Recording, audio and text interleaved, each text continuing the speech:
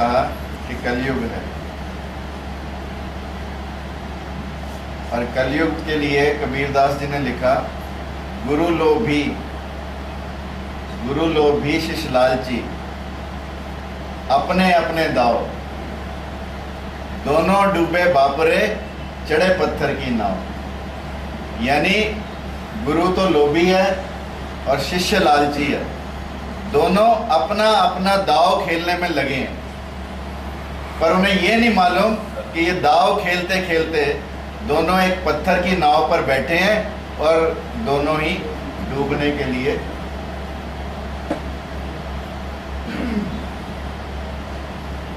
समय बदल रहा है।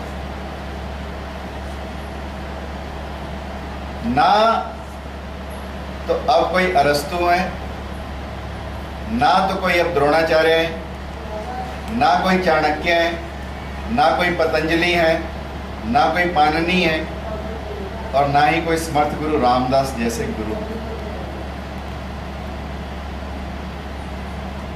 And on the other side,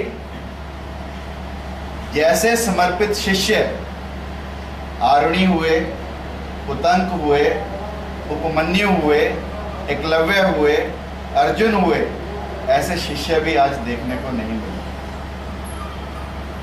it's a mutual relationship. ऐसा नहीं कि सिर्फ गुरु खराब हुए, शिष्य गुरु से ज्यादा स्मार्ट हुए। और कलयुग में तो कहा जाता है कि जब कोई गुरु ना हो तो हनुमान जी को गुरु धार लो। तुलसीदास जी ने कहा है, जय जय जय हनुमान गोसाई, कृपा करो गुरुदेव की नाई। यानी गुरुदेव की तरह कृपा करो, ऐसा हनुमान जी के लिए कहा जाता है। और जब पूरी लंका जल गई देखो, तो विभीषण का घर बच गया। किसकी वजह से? हनुमान की कृपा की वजह से। और विभीषण ने हनुमान को अपना गुरु दिया। परंतु आज जिनको हम ये कहते हैं कि कलयुग में जब कोई गुरु ना हो तो हनुमान को धार लो, हनुमान जी भी विचलित हैं। हनुमान जी भी राम जी को कह रहे हैं कि मुझे गदा उठाए, संजीवन पर्वत उठाए, बहुत समय हो गया भाई एक टांग पे खड़े, अब मुझे भी यहां से उठा लो। राम जी कहते हैं, यार तुम तो अमर हो, अजर हो, जैसे व्यास जी अजर अमर है, ऐसे हनुमान जी भी अजर अमर है, तुम क्यों चिंता करते हो? और कलयुग में मेरी पूजा से पहले तुम्हारी पूजा होनी निश्चित है, तुम क्यों विचलित हो? हनुमान जी ने कहा, नहीं, समय बदल गया, अब मैं यहाँ रहना नहीं चाहता। राम जी ने कहा, क्यों? उन्होंने कहा, पहले लोग आते थे, बाहर से लेटते, दंडवत प्रणाम करते, फिर लोगों ने हाथ जोड़कर प्रणाम करना शुरू किया, फिर लोगों ने सिर मारना शुरू किया, हेलो सर, हेलो सर। और अब कहते हैं हनुमान जी की अब तो अथाई होगी, अब तो बिल्कुल ही सत्यानाश हो गया। आज एक बच्चा आया और मुझे हाथ पकड़ के बोला, हाय हनु, इसलिए मैं यहां पे रहना नहीं चाहता। But this anecdote tells you the changing values. जब हम दंडवत प्रणाम करते थे, जब हम किसी के चरणों में अपना सिर रखते थे, यानी हम पूर्ण समर्पित भाव रखते थे। और यही अहंकार है, इस सिर को हम झुकाना नहीं चाहते। और पहली शिक्षा यह दी जाती थी कि जो अपने शीश को नवा ले वही गुरु को पा सकता है। यानी हमने अपने अहंकार को छोड़ना है, जिसने अपने अहंकार को छोड़ा वही गुरु को पा सकता है। गुरु कहीं ढूंढने जाने की जरूरत नहीं। मानवता के मूल्य बदले हैं आज। सिर्फ ऐसा नहीं कि गुरुओं के मन में भेद आया हो, ऐसा नहीं कि शिष्यों में बदलाव आया हो, पूरे समाज में बदलाव आया। आज चोरों ने अपनी परिभाषा बदल ली है। कहते हैं कि एक चोर चोरी करने गया बैंक में, दरवाजा लॉकर का तोड़ने लगा डायनामाइट लगाकर, तो वहां पर लिखा था, कृपया डायनामाइट का प्रयोग मत करें, दरवाजा खुला है, कोई ताला नहीं लगा। चोर ने कहा, भाई आजकल बड़े अच्छे हो गए बैंक वाले, जो ताला भी खुला छोड़ देते। चोर ने बिना ताले का दरवाजा जैसे ही खोला, ऊपर उन्होंने एक रेत का कट्टा लगाया हुआ था, वो रेत का कट्टा चोर के ऊपर गिरा, चोर धड़ाम से फिस। और जैसे ही चोर के ऊपर रेत का कट्टा गिरा, चोर धड़ाम से चित हुआ, तो चोर ने कहा कि मेरा मानवता से आज विश्वास उठ गया परमात्मा। मतलब चोर भी मानवता की बातें, मानवता से विश्वास उठने की बातें ये चोर करने लगे हैं आज। तो इसलिए यदि गुरु शिष्यों के संबंध में, के ताल्लुकात में कोई गिरावट आए तो कोई अतिशयोक्ति नहीं। ऐसा नहीं कि सिर्फ गुरु शिष्य में बदलाव है, समाज में नैतिकता में गिरावट आई और आज किसी गुरु में हिम्मत नहीं है कि शिष्य को गलत कह सके। आज माँ बाप में हिम्मत नहीं है अपने बच्चे की गलती को गलत कहने की। हम डरने लगे, हमारे अंदर एक डर पैदा हुआ, हमारे अंदर एक भटकाव पैदा हुआ है। हम सच को सच कहना ही नहीं चाहते, हम हर एक को खुश खुश रखना चाहते हैं और ऐसा संभव नहीं है। जितने गुरुओं के मैंने नाम लिए सब सख्त से सख्त गुरु थे, सब परीक्षा पर परीक्षा लेते थे और जितने शिष्यों के मैंने नाम लिए सब समर्पित से समर्पित शिष्य थे। कभी उन्होंने गुरु के प्रति शंका, संदेह या संशय नहीं किया, पूर्ण समर्पण की भावना रखी। और हम क्या करते हैं, हर बच्चे को वाह भाई वाह, वाह भाई वाह खुश करने के लिए लगे। हमारी एक ही पॉलिसी है, क्योंकि हमने किताबें पढ़नी शुरू कर दी हैं, how to win friends and influence people. उसमें लिखा है कि किसी को नाराज ही नहीं करता, हर एक को कहना ही नहीं, कोई काम करे ना करे कहना ही नहीं। तो इसलिए सारा कुछ गुडी गुडी चाहते हैं। कहते हैं कि दो लड़कियां बहुत बाद मिली, 10 साल के बाद मिली, शादी शुदी हो गई, सब कुछ हो गया, जैसे स्टूडेंट लाइफ में दोस्त थी, उसके बाद 10 साल के बाद मिली।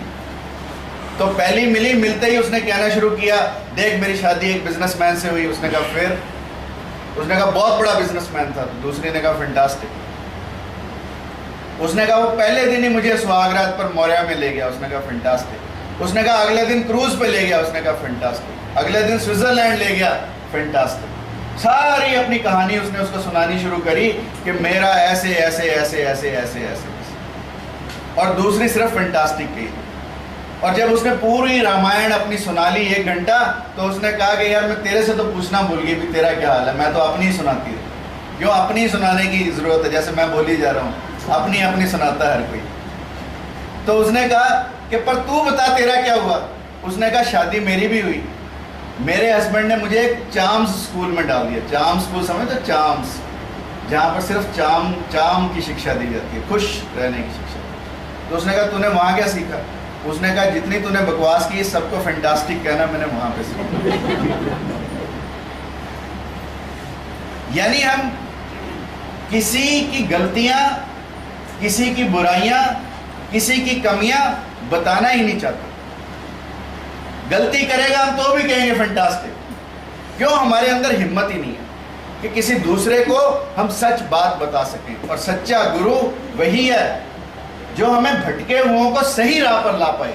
और जो भटकों को सही राह पे लाएगा उसको धक्का देना ही पड़ेगा, उसको गाली देनी ही पड़ेगी, उसको जोर जबरदस्ती करनी पड़ेगी। ऐसा नहीं हो सकता, फैंटास्टिक से ये वर्ड नहीं चल सकता। आज भी यदि ये देश या ये पूरा संसार चल रहा है तो अच्छे गुरुओं की वजह।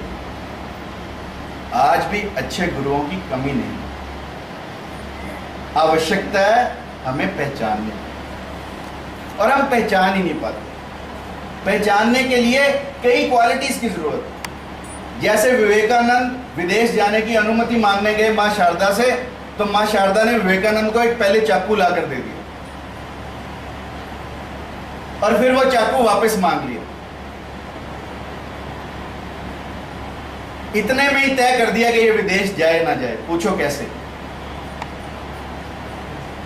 जब विवेकानंद ने चाकू वापस किया तो चाकू की नोक तो अपनी तरफ रखी और उसका जो हैंडल था वो मां शारदा की तरफ रखा। जैसा ही इतना सही चीज जब मां शारदा ने विवेकानंद के अंदर देखी तो उसने कहा तू तो परोपकार से, जो डॉक्टर लीना ने कहा कि सबसे बड़ा यदि कोई कार्य है तो वो परोपकार का है, तो परोपकार तेरे अंदर निहित है। सिर्फ एक एक्शन से देख लिया कि इस व्यक्ति में परोपकार परिपूर्ण है और उस पर गुरु मां की कृपा बरसने लगी। और देर नहीं लगी जब विवेकानंद ने बाहर जाकर प्रसिद्धि प्राप्त की, क्योंकि मां का आशीर्वाद, गुरु का आशीर्वाद साथ में। सिर्फ आवश्यकता है सही शब्द को सही सदाचार को, सही व्यक्ति को पहचानने की। और यही गलती हम बार बार करते हैं, क्योंकि हम सत्य को पहचानने में बार बार गलती करते हैं और सबको पता है सत्य क्या है, पर फिर भी हमारा मन ढका रहता है, हम पहचानना नहीं चाहते। वायजिद के बारे में कहा जाता है कि वायजिद जब हज की यात्रा को जाने लगा तो उसने एक पैसा अपनी जेब में रखा। तो एक सेठ बैठा था उस सभा में, जो वायजिद ने एक पैसा अपनी जेब में रखा, उस सेठ ने कहा 6 महीने की यात्रा है। वायजिद पागल हो गए हो? 6 महीने की यात्रा एक पैसे से कैसे पूरी करोगे?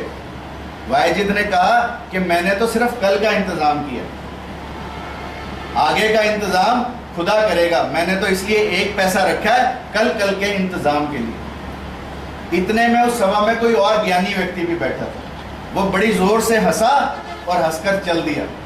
वायजिद ने देखा कि एक व्यक्ति सभा में से उठा और चल दिया, जरूर कोई ना कोई बात हो। तब तक वायजिद को बोध नहीं हुआ था, तब तक वायजिद को ज्ञान उपलब्ध नहीं हुआ था। तो जैसे ही वायजिद उसके पीछे भागा, उसने कहा आप सभा से उठकर हंसकर क्यों भागे? तो उसने कहा वायजिद मैं तेरे ऊपर हंसा। उसने कहा किस लिए? उसने कहा तूने कल का इंतजाम किया। इसका मतलब भगवान पर भरोसा नहीं रखता।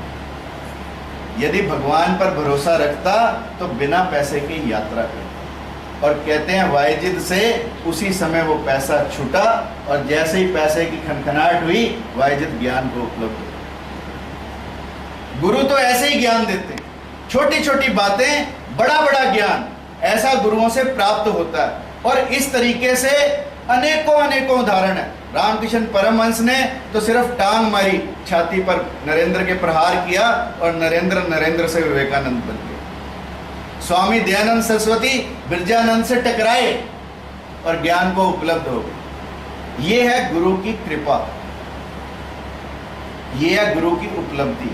और ऐसा गुरु हमारे साथ कर सकते, खड़े खड़े हमारे अंदर बदलाव पैदा कर सकते। ये गुरु की क्षमता, ये गुरु की शक्ति है, जिसे हमें पहचानने की आवश्यकता है। इसीलिए कहा है गुरु गोविंद दो खड़े, काके लागू पाए, बलिहारी गुरु आपने जिन गोविंद दियो। Thank you very much.